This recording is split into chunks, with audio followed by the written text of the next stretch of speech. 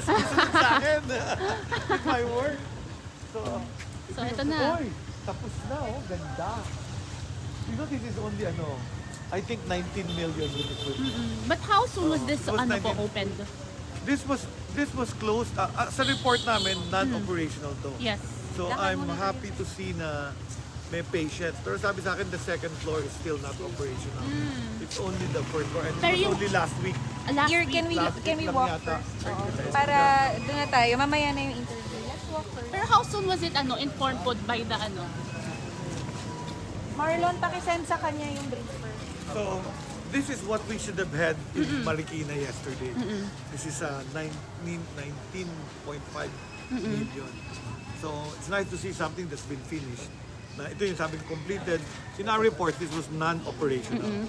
Pero I get to see patients today, so I don't know if it's because alamang pupunta ako dito or talagang nag-operate. Pero we had reports that this was turned over in July of 2024.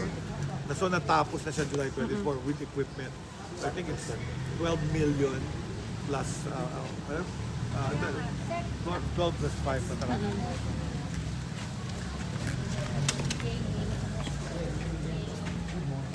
Magandang umaga po. Good morning. Secretary of Boses po. Ikaw ba ang nurse sa Cancer, no? Ilang patients lang. Magandang umaga po. Secretary of Boses po. Kamusta po? Saan ba kayo dati nagpapatingin? Wala pa itong Super Health Center. Ito yung kabila. Ginagamit pa yan ngayon, hindi na. So nilipat nila yung services doon sa bago. Mas maganda dito. Pero matagal nang tapos to, di ba? Nung kayo dati, kahit tapos na to, doon pa rin. Kailan kayo nag-umpisa magpatingin dito? Ayun lang. Ngayon lang. Okay.